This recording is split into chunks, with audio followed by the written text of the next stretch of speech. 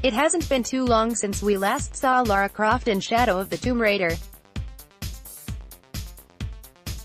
Square Enix dedicated a sizable chunk of precious E3 floor space to the upcoming prequel, indicating both high customer demand to see the game and high confidence in what they had to show.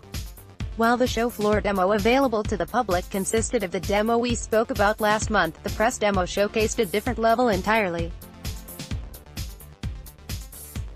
We managed to sneak our way into the press section and get our hands on the new level, and have our impression ready for your reading pleasure now.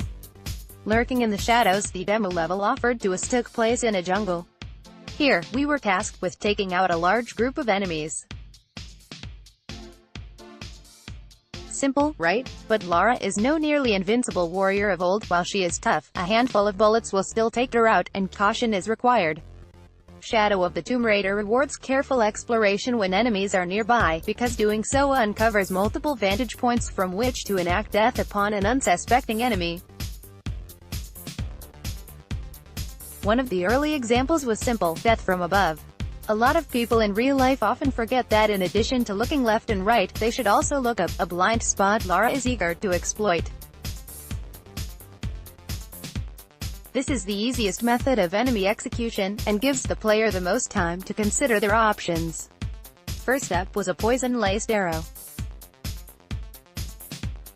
By hitting any enemy with one, they would quickly go into a neurotoxin-induced frenzy. Their frenetic behavior would attract the attention of their comrades, until the afflicted individual inevitably opened fire. Once the dust settled, few, if any, of the original enemies in the area would be left. It's a classic tactic used in many action games, and it's used believably here. Other kill options included jumping onto an enemy and simultaneously impaling their carotid artery with a large knife, as well as hanging unsuspecting foes from a tree. Yet each takedown approach had its pros and cons. The aforementioned frenzy arrow would wipe out a lot of enemies, but it would put the remaining on a higher alert status, making Lara easier to spot. Dropping down for a regular knife kill usually resulted in being spotted. Hanging enemies did seem to draw less attention, but those opportunities were rare.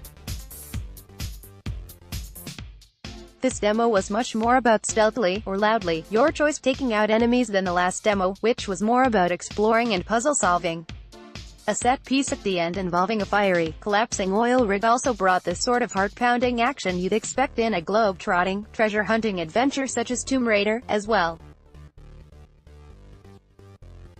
Unlike in, say, Uncharted 4, your next grab point is not by default conveniently highlighted, which means you actually have to look around and pay attention to Lara's cues that something is reachable. I feel this is an improvement over the more gamified version common across this genre, as taking a few extra seconds between jumps or climbs adds to the tension in a high-action set-piece such as this. Shadow of the Tomb Raider looks to finish the prequel trilogy, and to solidify Lara Croft as a badass heroine once again.